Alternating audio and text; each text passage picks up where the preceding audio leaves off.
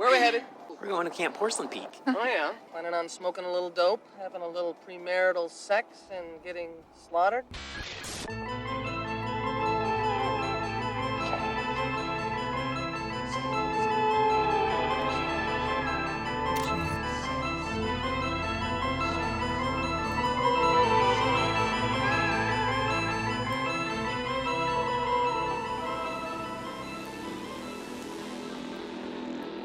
Here are your totally rad camp counselors, Tone, John, and Anthony.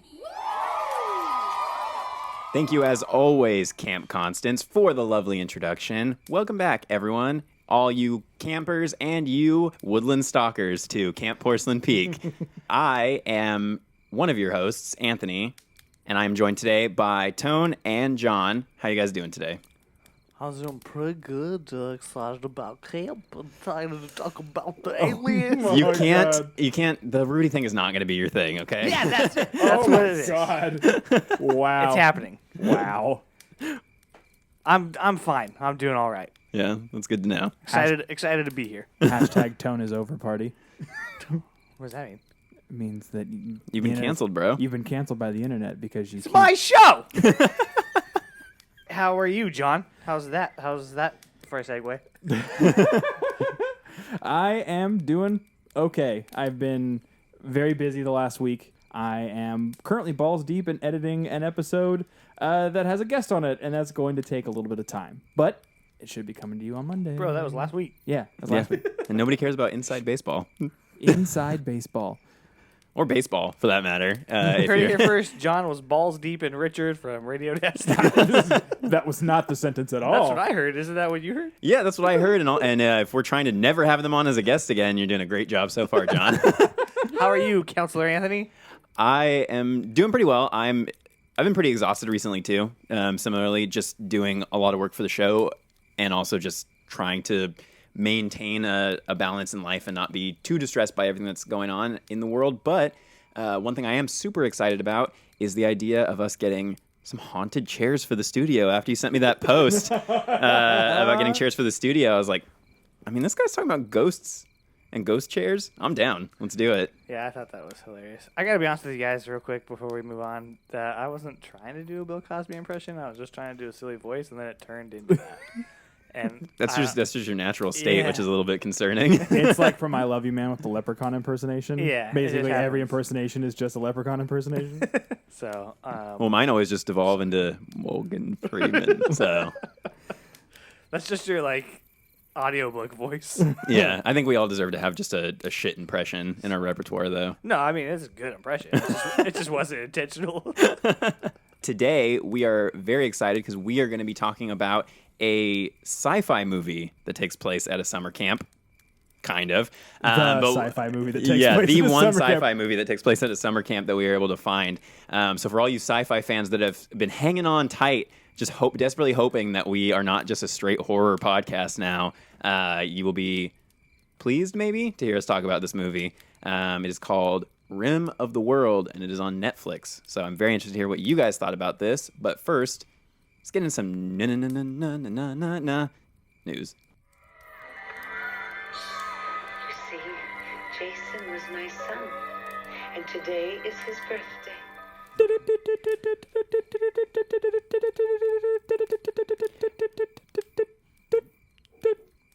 This just in. Sam Neill has announced that he's going to have a pretty big role in the new Jurassic Park movie. Sam Neill has announced, hey guys, I still exist. Hello, I'm still Sam Neill. You remember Jurassic Park? That was good, right? No, but that actually is my news. Sam Neill did come out and say that he and the original cast of the Jurassic Park movie are going to have a decent-sized role in the upcoming Jurassic World Dominion or whatever.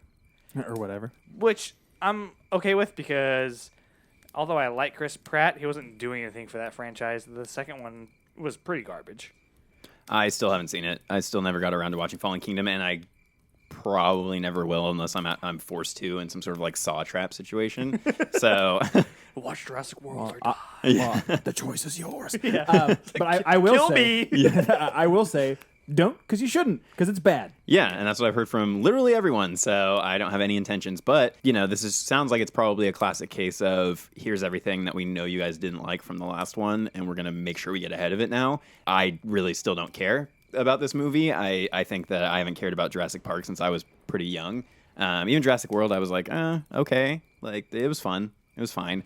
But I just think that this is a series that doesn't really need to continue. And as the years pass, I just grow more and more fond of the original and what's so great about that one. And it makes me not want to watch any of the other ones that, I will just throw on Jurassic Park and watch that.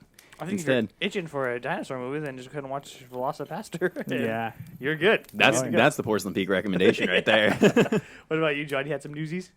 So yeah, I have a couple of pieces of news. Fuck you. Fuck you, dude. Fuck you, dude. Denied. Rudy. It's too funny. It's good, yeah. It's going to single-handedly destroy this podcast. Yep. We will die because of that. So I have a couple pieces of news. A24 is releasing a director's cut special edition 4K version of Midsommar. It is very expensive, but it has a massive book on the front of it, and I want it very badly. Expensive. Like $45-50. Oh, so how much Blu-rays used to cost? Yeah.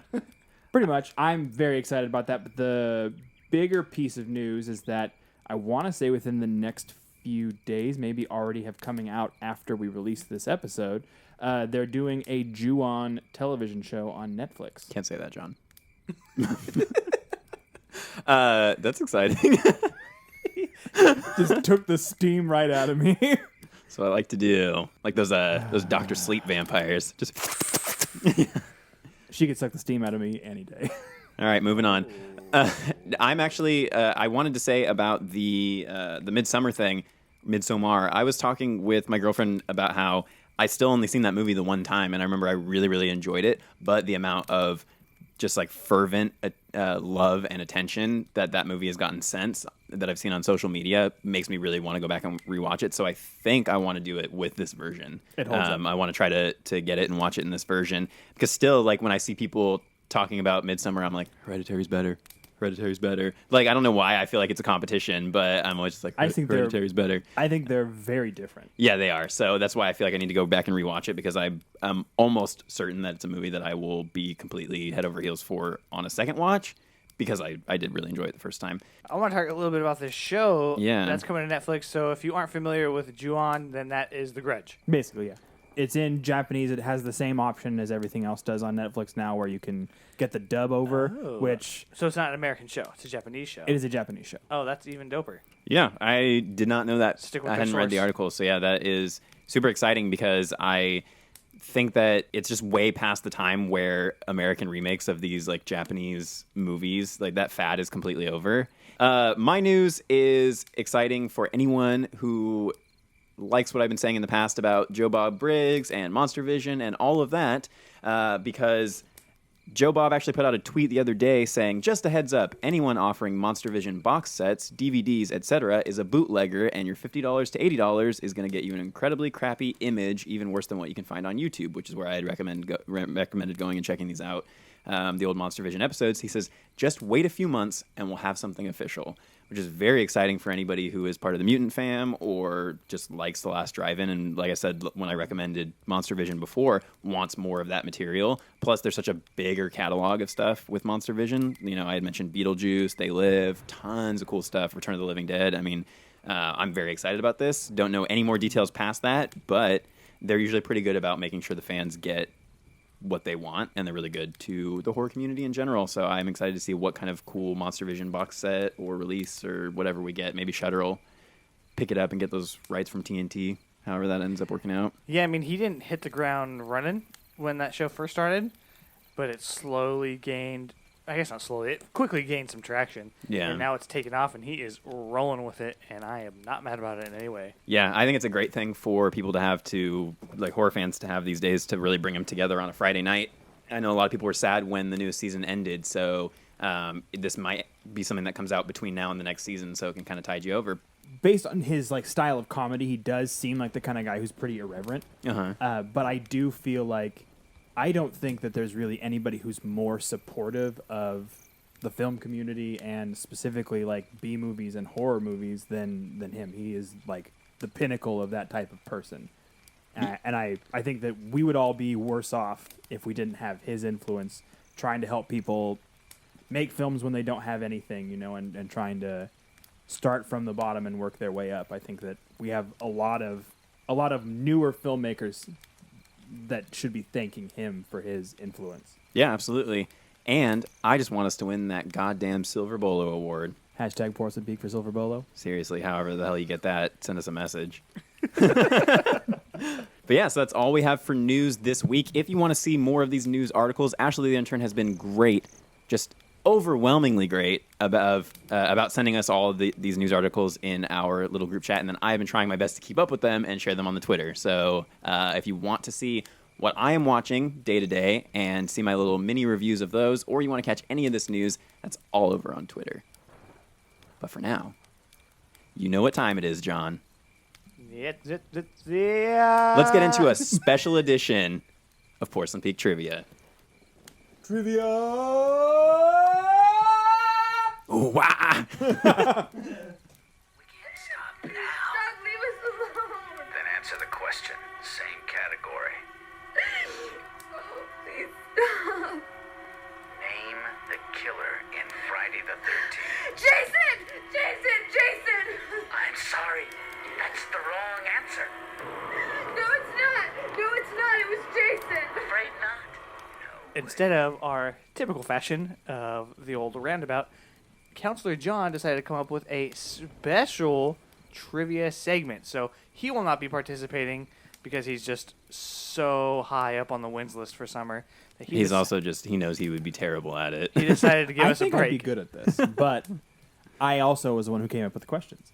So this is, if you've ever seen The Valley Folk, this is a rendition of their movie game, where basically they take the concept of one movie and the concept of another movie, and they squish those things together.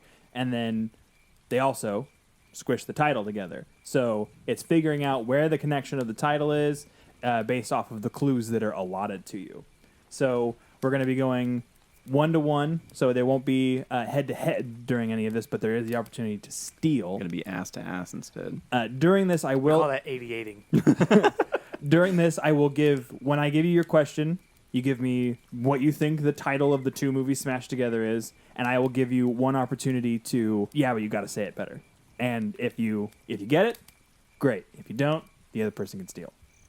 All right. So like good? if they get if he gets close, but he didn't nail exactly what it was, he gets another chance to rethink that. Yeah, she's like, no, say that better. All right, let's start off with Counselor Tone. A man wakes up from a coma in a British hospital to find that the world has been overrun by cybernetic creatures in a post-apocalyptic story after Judgment Day. 28 days late. Terminator Salvation. That is correct, sir. I was First wondering if you were try. going to get that it was Salvation, because I was like, ooh, he's sneaky there saying after Judgment Day, which is Yeah. funny because that's a McG movie, just like Rim of the World. Ah, there you go. Yeah. Counselor Anthony. A family is transformed into grotesque and violent beings by a brightly hued meteor in this spoof about a popular multi-part saga about galactic warfare. Color Out of Spaceballs? Is indeed Color Out of Spaceballs. Nice. That's quick, dude. Color Out of Spaceballs. I like this game. When I was watching the video that you sent me, I was like, this is fun. I think we're going to have a good time. They have a bunch of those videos, and it's a fucking blast. I was like, man, you dumb shits. Like, I was like yelling at the screen like every time I got one. I was like, come on, guys. Cool. That was so fast. Yeah, see, I'm glad we're not going head to head. Counselor Tone. A pair of scientists must decode an alien language in order to stop a VHS of a killer in black and white makeup in this anthology film. Arrive All Hallows Eve. That is correct. Nice. Yeah, I see. I didn't get that. I was thinking like Independence Day of the Hallows Eve. Well, there's that one where they were like, Independence Day. It's Independence Day on that video. And I was like, dude, it's fucking I Am Legend. Yeah. It's vampires. It's vampires, bro. Counselor Silva. In a post-apocalyptic winter, a ragtag group of impoverished people must fight their way from car to car in this bizarre body horror indie cult classic that only one filmmaker could possibly make. I don't know. I guess I'm just going to say Snowpiercer Reanimator. I'm wondering if I could give you another hint. What? Do you want the opportunity to steal? Yeah, I do. I want to get high pitched. I want to say Snowpiercer Rabid. It is not that either. Ah, okay. All right, so it is Snowpiercer Eraserhead. Counselor Tone. A woman journeys with her boyfriend and his college buddies to a small village for the anthropological studies of ugly aliens that keep killing people due to bizarre misunderstandings. Midsummer's Attacks. It is indeed Midsummer's Attacks. Nice. That's fucking hella dumb. Oh, I love They're it. supposed to be just slightly aggravating. Counselor Anthony. Uh-huh. The death. Oh, Jesus. I was not expecting a response. Yeah. The deaths of 2 members send this family spiraling out of control, uncovering secrets that cause them to erase their memories only to find each other again. Hereditary Eternal Sunshine of the Spotless Mind. It is indeed Hereditary Eternal Sunshine of the Spotless Mind. Hereditary Eternal of the Sunshine of the Spotless Mind. Hereditary Eternal of the... Yeah. See, I had to do a little legwork there because I was like, okay, is he going for eternal? Because I would say like Eternal Sunshine. Eternal. See, that's tricky. I like it though. That's good. I want to see that movie actually. Like half of these mashups, I'm like, I actually want to see these happen. Counselor Tiggity Tone. That sounds fucking done, my guy. I think it's interesting how you do it and you've done it and nobody talks shit about it. But when I do it, when I'm the one that made it up. Hey, we are paying you homage. Yeah. It's because we like to improve on, Fucking right. we improved on it. We made it better. One of these days. Prepare to cry as this locomotive full of likable characters is whittled down one by strange creatures made by mutating and splicing of genes as a sinister shimmer engulfs more and more land in the southern U.S. Train to Boost Annihilation. It is Train to Busan Annihilation. I would watch the fuck out of that, too. Yeah. For sure. I don't like this because of that. Because now I'm never going to get these. Is anyone keeping score? Yeah. Okay. You've gotten all 4 of yours right. He's gotten 2 right. Counselor, is it Iggity Anthony? I think it's just Anthony. Counselor Anthony. It's Anthony in the question. You think? If anyone should be sure, it should be you. I don't know, man. There's 2 of us in this room. It's too confusing. That's fair. A pair of detectives in rainy Seattle race against time to stop a serial killer creating religious tableaus while a young boy unwittingly controls a space army to save the human race. Sevender's Game? It is Sevender's Game? It is Sevender's Game. But yeah, so that means that officially, Tone, you are our winner. But I do want to give y'all the very last one because I felt like this was one in like 2 months. I felt like this was the most difficult one. This was my tiebreaker, so I wanted to give it to you guys and see if you guys can get it. Counselors Tone and Anthony, 2 titans of the slasher genre, battle for the right to kill teenagers in this Lazenby film where a 00 agent must stop an evil genius from killing millions with a man-made germ. Freddy versus Jason, Never Say Never Again. It is not that, but you are on the right track. Freddy versus Jay Soctopussy. Soctopussy. Well, that was the precursor to the Fleshlight. The old Soctopussy.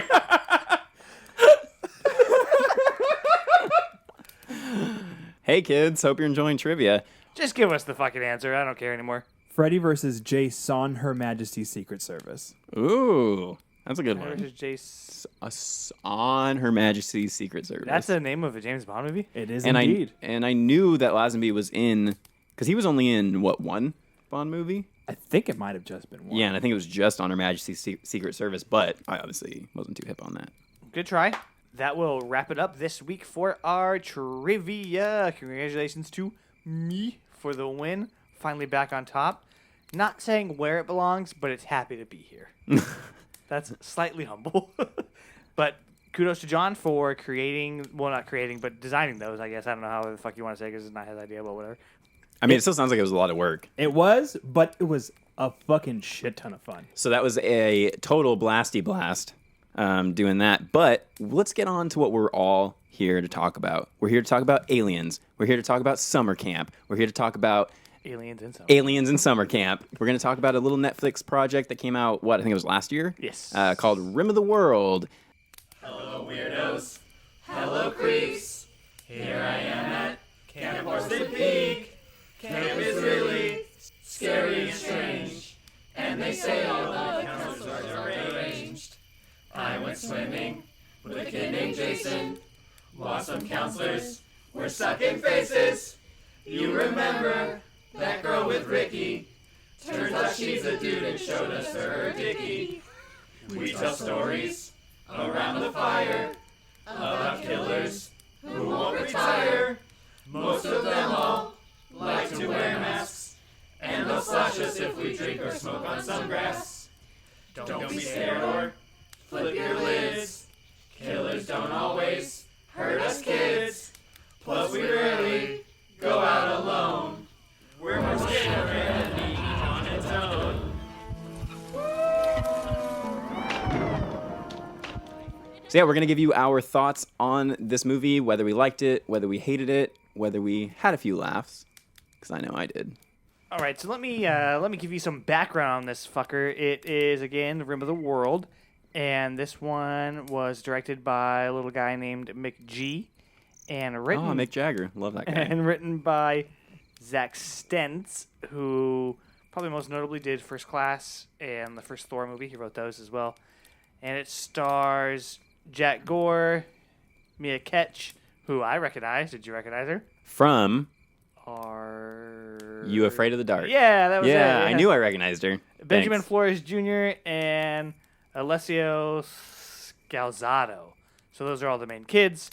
And that's a little bit of background. John, you want to tell us a little bit what this movie is about? This kid doesn't want to go to summer camp, and then there's another kid that really wants to go to the summer camp that came all the way from China to go to the summer camp. There's another kid who is escaping problems at home to go to the summer camp, and then there's a kid they stumble upon in the woods, and that's very creepy. They get to the summer camp, and it's full of old hat Vine stars who can go stick it where the sun don't shine. Are they really Vine stars? They are really Vine stars. King Bach, Amanda Cerny, very unfunny people. I feel like that's unfortunate that you know that, because it didn't bother me The main guy? one bit. Like the main camp guy? Yeah. No, but you could tell by the kind of like jokes and delivery. I've very much got the vibe like these are Vine stars, even not knowing that. So you saying that was like a confirmation for me, because like definitely the way the movie was shot and acted for the most part, I was like, these are a bunch of little Vine stars and YouTube people and TikTok. Yeah, the guy. The guy at the camp, he's King Bach, was a very popular Viner and now a very popular Instagrammer. He basically was just doing a really, really bad like Chris Rock, Richard Pryor impersonation the entire time. And he's the one that's like, let me show you the black handshake or whatever. Exactly, yeah. And then another one of them is Amanda Cerny, also was very popular on Vine, now very popular on Instagram. I've heard the name, yeah. And she literally had one scene where she walked up with a plastic box and said, pull it out and put it in my box. And anyway, the plot. Yeah, so the plot of the film basically is while they're on a getaway at this camp, the world basically goes to shit. Very quickly. Yeah, very, very quickly. And aliens show up, and it gets weirder from there. I don't want to get too far into my feelings about this movie, but I feel like this movie was like a dash of product placement, obviously, where we're here dressed in as much Adidas garb as we have in order to represent that. Sponsor us.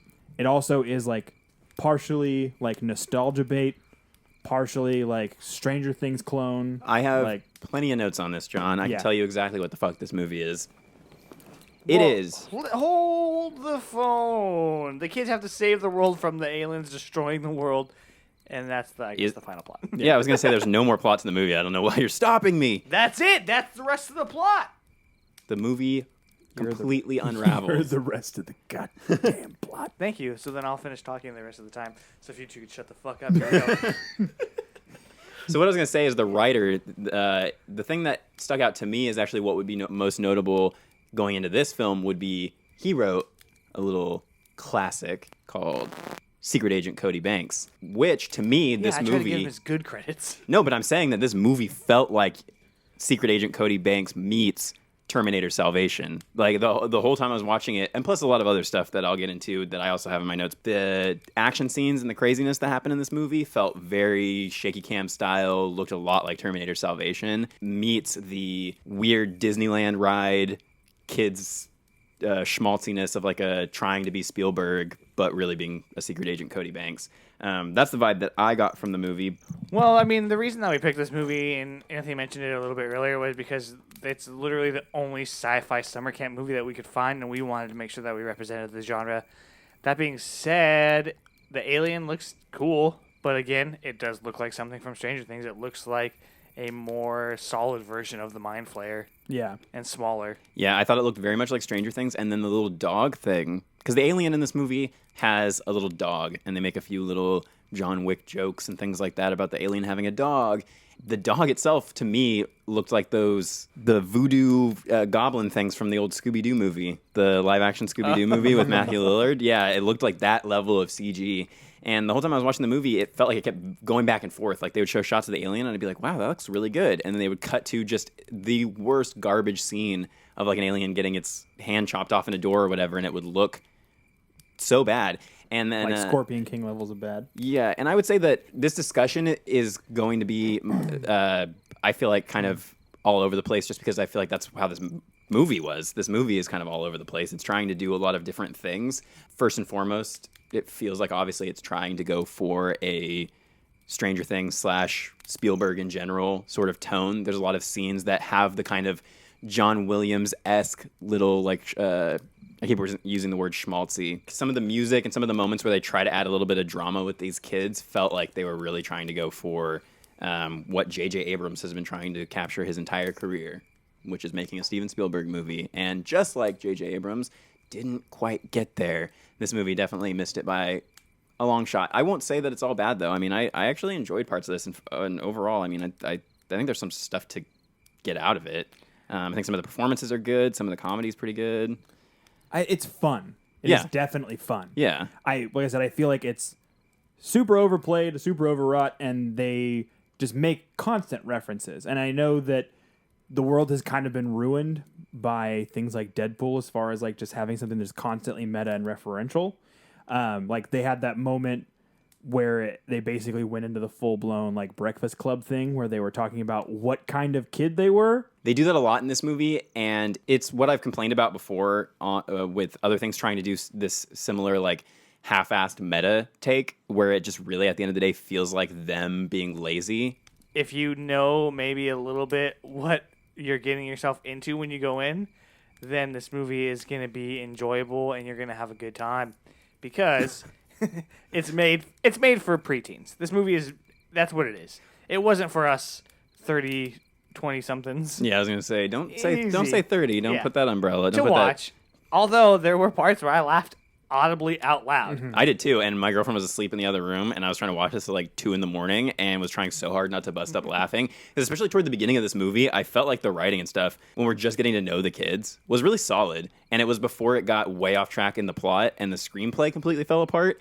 I actually thought that there's a lot of little stuff in there that I was actually laughing at. And I was laughing at some of the Vine Star stuff. Like I thought that the like, put it in my box stuff was over the top, but I loved the kids' reaction. Yeah, and I just loved like all of the kids. For the most part, I didn't really like the girl that I now remember was from Are You Afraid of the Dark. I didn't think she did anything special in this movie. No. She was probably the weakest link, but I thought the other two main kids, the redhead kid, which I refer to because this is what the counselor called him, Alex. as Ginger Nugget. So I liked Ginger Nugget, and then the other kid is a Disney Channel star who also is a rapper who goes by, I believe it's Lil Peanut. So I'm just going to, from now on, refer to both of them as Ginger Nugget and Lil Peanut. But Darius? No, I don't care. I just said I'm going to refer to them as Ginger Nugget and Lil Peanut. Yeah, so Darius. So Darius, yeah. Who then later says, I was named after a mythical Darius. And I was like, then why aren't you just called Darius? Darius. At the beginning, I thought that he was pretty obnoxious. And I was thinking to myself, I don't know how much of this fucking movie I can watch. But I gave it a chance. And, yeah. It felt like a sizzle reel for that kid specifically. Like it was for him to put like for future comedic roles. I was like, this kid's gonna blow up. Like he's gonna go places. The plot just makes absolutely no sense. I mean, we kind of went over it a little bit, but they spend probably 10 minutes at the camp. So really, at the end of the day, this didn't to me really qualify as a summer camp alien movie. No. It fucking fits. I mean, for our purposes, yes. But if you're going into this expecting a summer camp movie like literally any other summer camp movie we've talked about before, where they at least try to stay there and get killed. Here these kids are like globetrotters, and they're off running through the city. They're running through all kinds of different wildly creep show colored scenes. I guess that's something that McG really wanted to do with this, I guess, or whoever the cinematographer was really wanted to lean into making every scene just a wildly different color, which again, I like in things like creep show, but in this I was like, okay, but why? It felt like it was jumping all over the place, even in filming style, because earlier in the movie when they first get attacked by the aliens, it felt like this insane like Transformers level Michael Bay explosion shaky cam fest, and then later they're trying to do these kind of more creepy, moody, atmospheric things with the colored lighting and all of that, and trying to do some horror movie stuff, which I appreciated, but there was a point probably about halfway through this movie where the funny characters to me stopped being funny. I started to really realize like this is not going anywhere, and I was pretty done with it by that point. And by the end of the movie I was just like, I really don't give a shit. Like especially toward the end when they started, giving speeches about like, we're gonna save the fucking world and you better listen to us, military man. I was just like, and the military guy's just like, now you have to go to the basement and do these things on timed. Put this in here on this time and this here on this time. And I was like, so it's a video game now.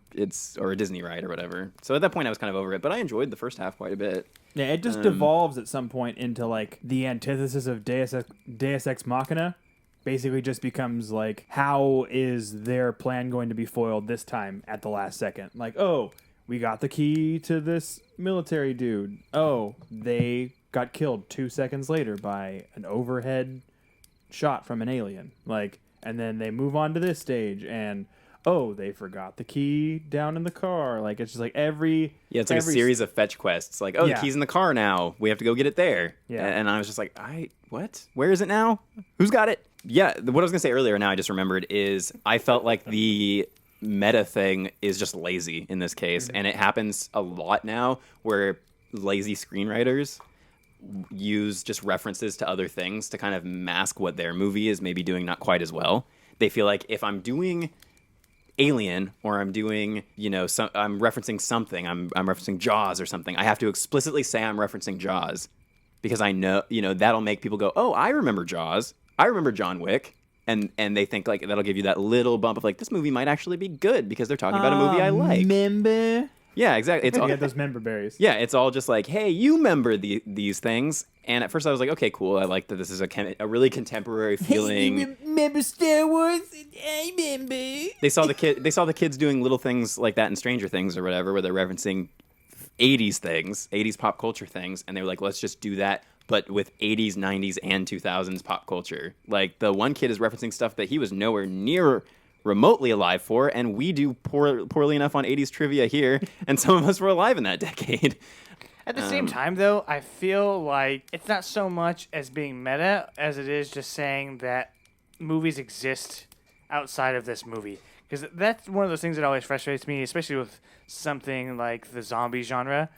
Every character in a zombie movie is always like, this is crazy, it's the first time it's ever happened. It's like, well, we live in a world where zombie movies exist. Yeah, but that when they do that in those movies, like a good example would be a movie that I'm going to spoil for the watch list. But in a movie like Return of the Living Dead, they explicitly say, this like Night of the Living Dead? Then they try killing the brain. And then it's a big plot detail. No, it's not like Night of the Living Dead. This is completely different. So it serves the plot that they're referencing another movie.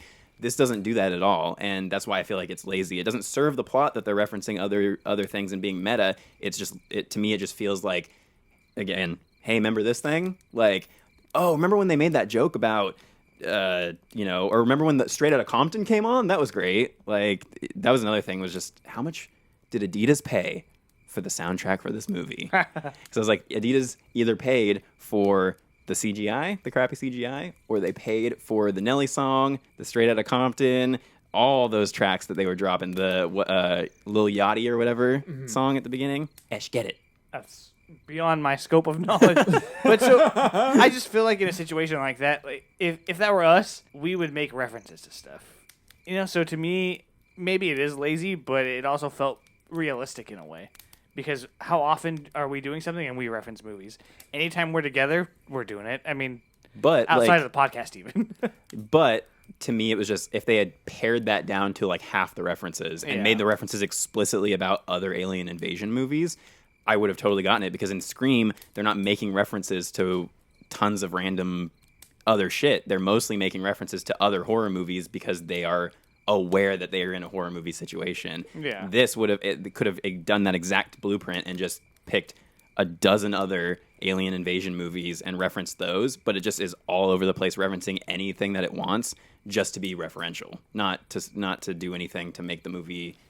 To me, it just felt like a waste of time sometimes, and at that point, I felt like you later in the movie where I was like, okay, this kid's getting on my nerves. Like every serious situation, he's got to have some quip about.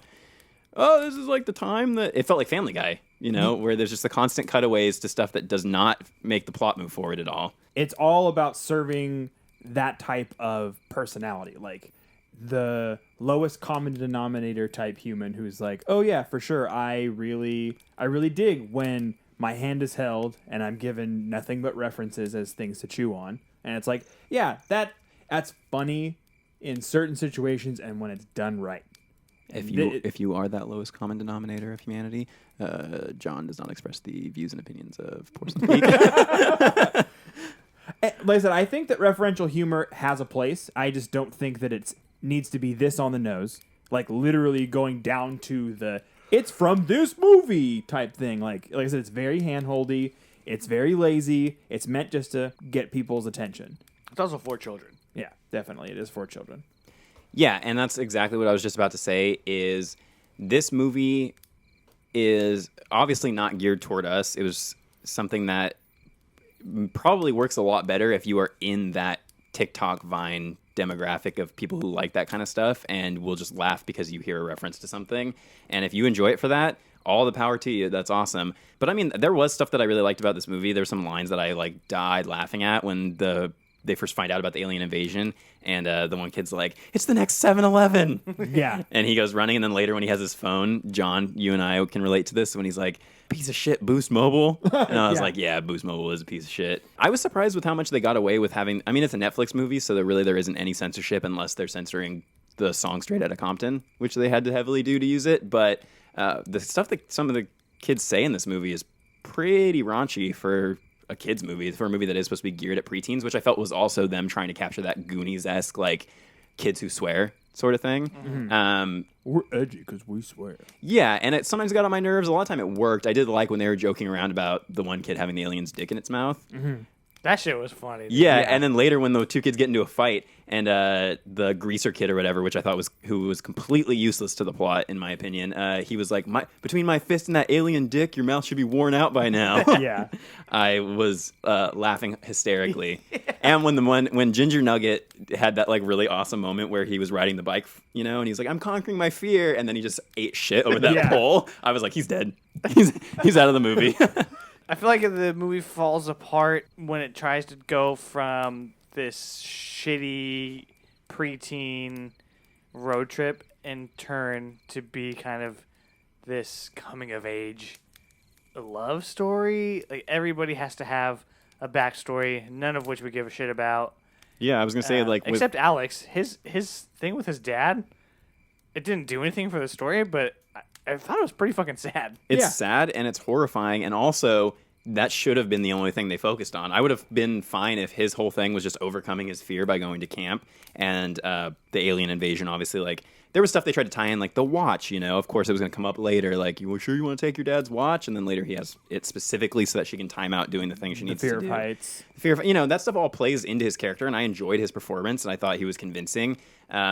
I just didn't need it from every single character. Like when there were about 40 minutes left in the movie, I think I wrote it down, they just have this huge drama bomb where the greaser character gets in a fight with Lil Peanut, and Lil Peanut all just basically like vomits out like, "Oh no, my family's actually broke. My dad's going to jail," like all this stuff. After we just had the greaser guy talk about like, "Oh, actually, I just got out of juvenile hall and I've been hiding out in the woods or whatever. And I can't read numbers good."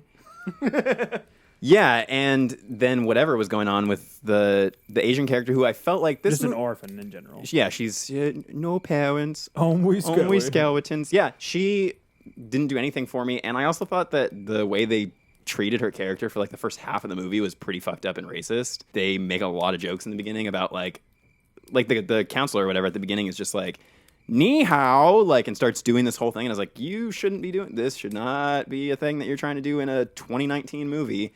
And her whole like not speaking, and then when she does, it's very much like, we must go to the blah blah blah blah place. And I was like, oh my god, are you fucking kidding me? Like, it didn't work for me, and so I did not buy anything with her character. What are some highlights for you, John?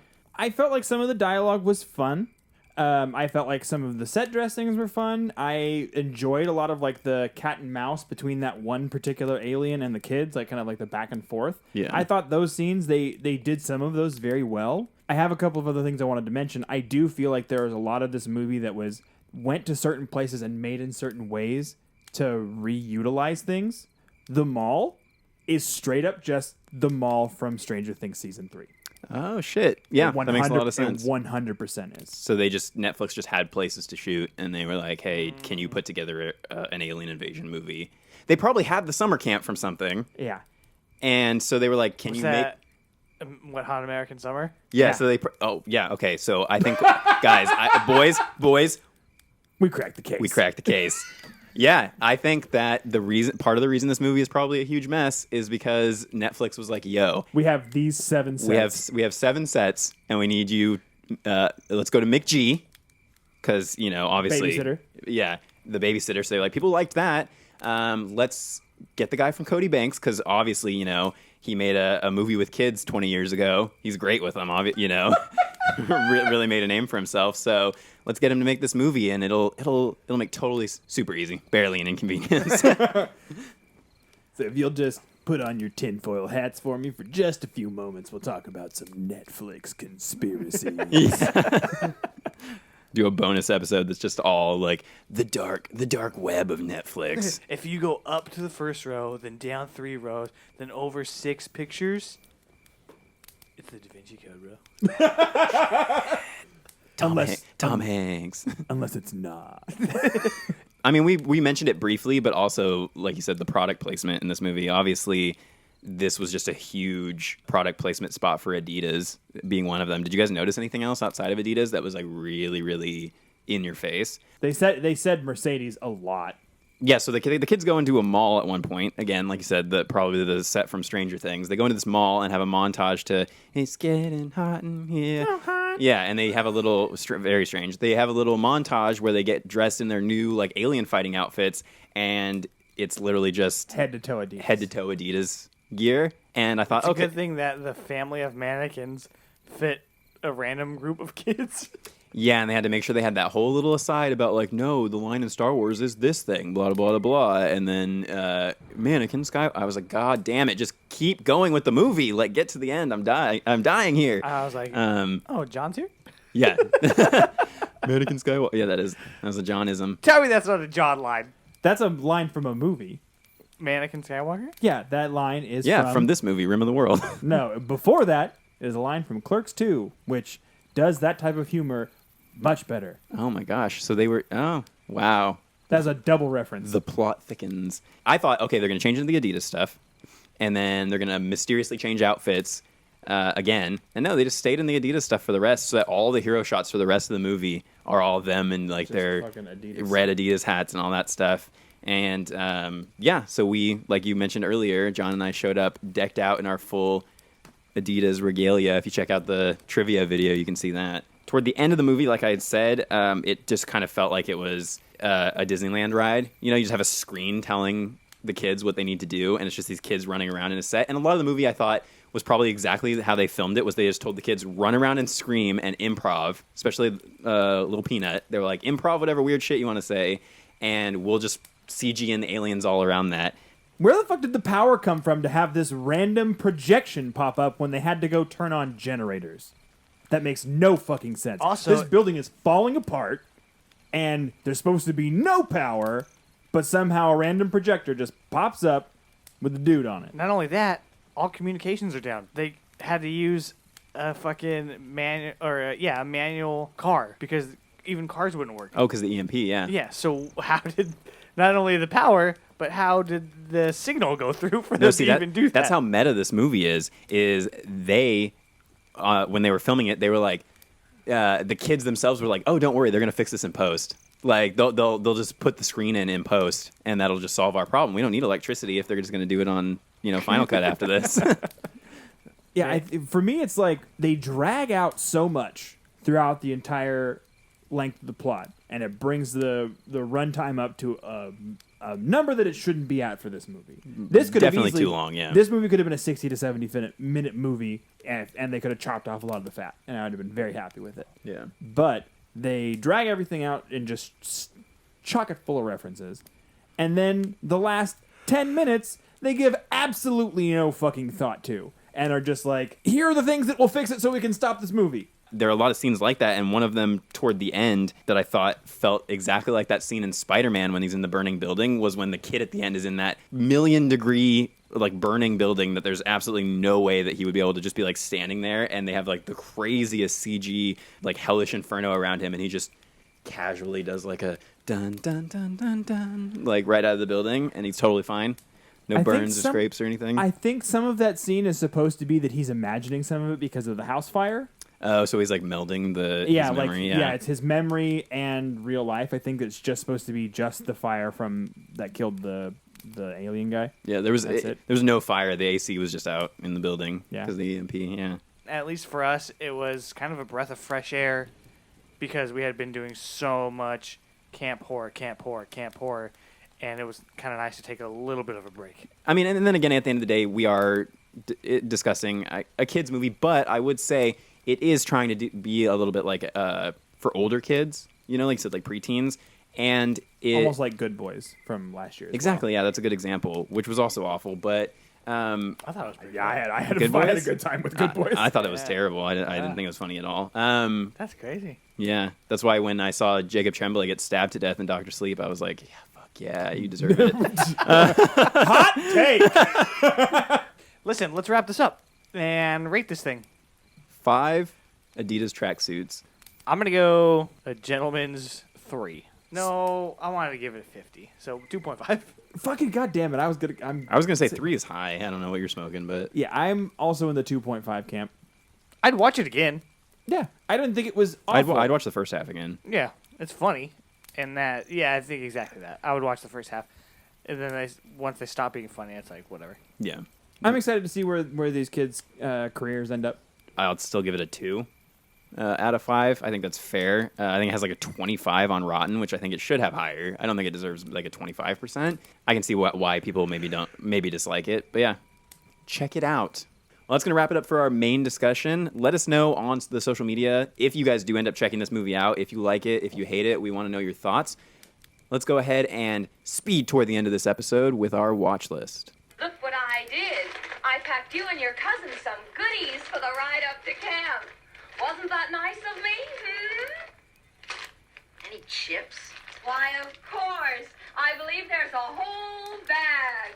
I'll get us started before Dwayne "The Rock" Johnson made his move from showboating to movies. There was another wrestler in the 80s who, at the height of his career, after the first WrestleMania, decided to dive into movies. And his name was Roddy Piper. Oh, Roddy.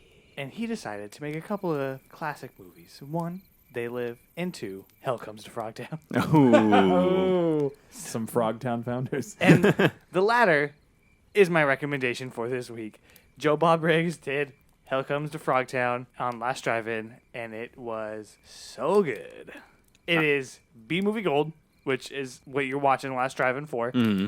The plot, I don't know if you guys know the plot to this movie. It's about mutant, like, frog people that take over, it essentially just looks like Mexico. They capture human women so that they can try to stop the population of the human race. Okay. So where does Roddy Piper get involved in this? So he has the highest sperm count, more than any man has ever had before. Oh, hell yeah. So they send him into Frogtown with a fucking full-blown chastity belt that has a flap so that he can go and fuck as many women that he can to impregnate them and save the human race. What in the actual fuck? Hold on. There's 3 sequels. Is he in all of them? No, he's just in the first one. Oh, that's a bummer. I've been meaning to check this episode out. I hadn't gotten around to it yet, but I know a lot of people were like really over the moon about the fact that they finally got around to showing this. I think they had been talking about doing Frogtown for a while. Yeah, it's 100% worth it. I recommend it to anyone that... Did you have Adidas written on your arm? Oh, yeah. I meant to show on camera that I got this shitty tattoo. Sorry, sidetracked. I recommend it to anyone that's into B-movies. Uh-huh. And also anyone that's into Joe Bob Briggs. I love B-movie. And anyone that wants to watch some schlock, because that's what it is. Yeah. But the special effects makeup on the frog people is actually pretty good. Okay. People. You know, he's known for his one-liners, and he doesn't stop in this, so I think you guys would enjoy it. Anything that competes with I'm here to kick ass and chew bubblegum, and I'm all out of bubblegum. Anything compete with that? I don't think anything competes with that. I mean, it is like one of the best lines in cinema, period. One of? There are arguably better lines, but I mean, as far as like that type of genre goes, that's about as good as it gets. Frankly, my dear, I've come here to do two things. Fuck frogs. And chew bubblegum. And I'm all out of bubblegum. Anyway, John, what's on your watch list this week?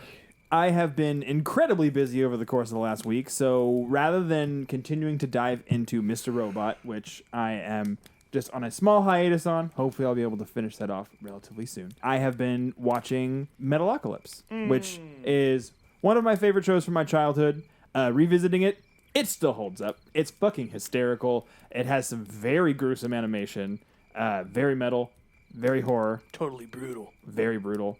I fucking love it. They're super short watches. You can get them on HBO Max if you have that. And it's usually about 10 to 15 minutes an episode. Super easy to watch. On my watch list, I have two horror movies on complete opposite ends of the spectrum. The first, like I alluded to earlier, is I got around to, for the first time, watching Dan O'Bannon's Return of the Living Dead, which I am shocked that I had never seen this movie before. Have you guys both seen it? Mm-hmm. Mm-hmm. Yeah, Wasn't it supposed to be a sort of sequel to Night of the Living Dead, but he wanted to go in a different direction, and Romero wanted to go with Dawn?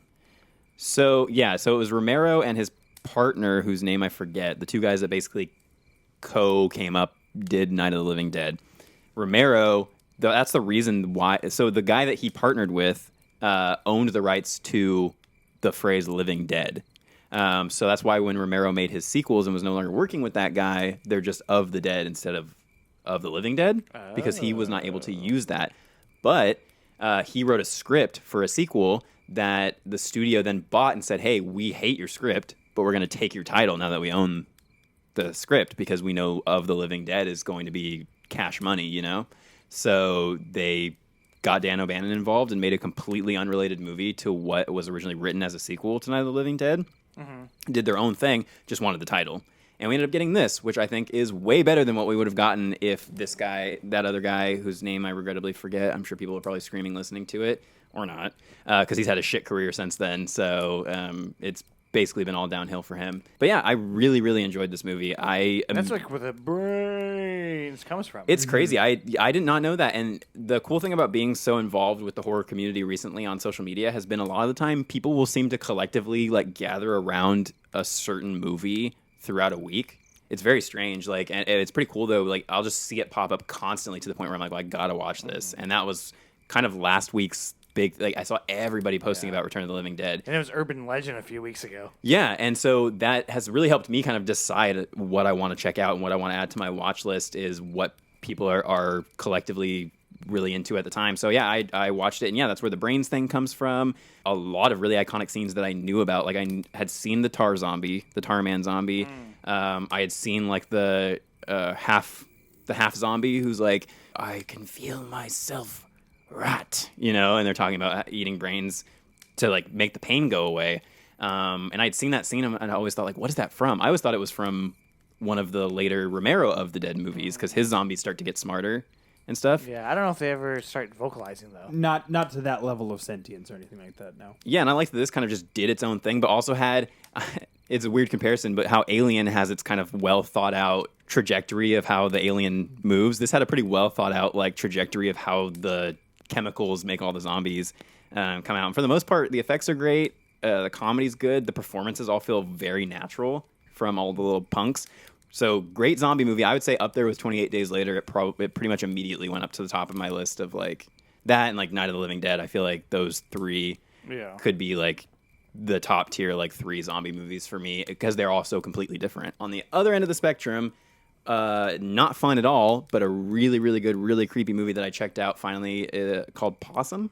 Easiest way, and I know I say this a lot, but I would compare it to The Babadook in terms of it being a movie about somebody's trauma being manifested as a creepy creature thing. And in this case, he's a disgraced puppeteer who has a traumatic history with the loss of his parents, and his abusive uncle goes back to his hometown with this puppet that's basically just this creepy sculpted head on top of spider legs. And he carries this thing around in a suitcase, and he's trying to destroy it, and it just keeps coming back. And it obviously represents like the stuff he's been going through in his life. Very powerful. The performances are really great, and it's pretty hard to creep me out. And I was on the edge of my seat at the end of this because it really ramps up toward the end, and it was brutal. It was powerful. I would recommend it to anyone who really wants to make the hair on their arms stand up. And the thing that I found out after the fact was that this was directed by Matthew Holness, who I was reading and it's like, oh, he's known for comedy. He's the guy who wrote, created, and starred in that Garth Marenghi's Dark Place show I told you guys about last year. Oh, yeah. And so I was like, how the hell did he go from doing that Garth Marenghi show to doing this? So I would actually say, go check out Possum, then go check out Garth Marenghi's Dark Place because that show is hilarious and by the same guy. All right, campers, that is going to wrap it up for this week's episode. Next week, we are taking a turn and diving back into some more true crime that is camp-related. We thought it fit well with the theme for these couple months, and that is the Oklahoma Girl Scout murder. I've already started my research for this, and it is pretty grisly, so be prepared. Ooh, excited. So there's a little disclaimer for that. So if you are unfamiliar with that, or if you are familiar with that, either way, just tune in next week to learn more about it or refresh what you already know. I'd kill for some caramel delights, bro. Dude, I would fuck them up right now. Not Thin Mints, though. Anyway. Fuck you. Thin Mints are best. Thin Mint Army. John Thin Brasher Mint does not express the views and opinions of Doyle Porcelain Peak. rules. Hashtag Thin Mint Army. I have been Counselor Tone. I've been Counselor John. And I've been... I've been waiting the whole episode to just fucking... And I've been Internet Darling, Camp Counselor, Camp Stud, Harbor Master, and apparently King of the Giant Ducks, Anthony Silva. Thanks for listening. We'll see you next week. Keep it campy.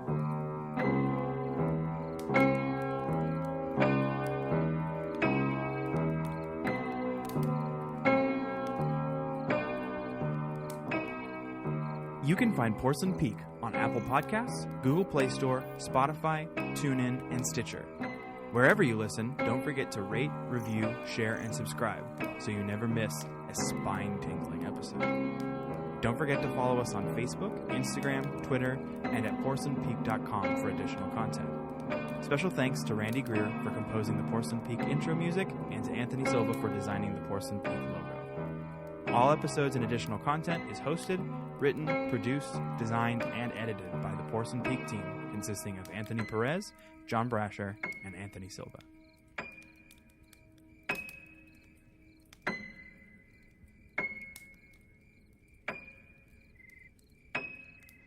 This has been here words for a weird production.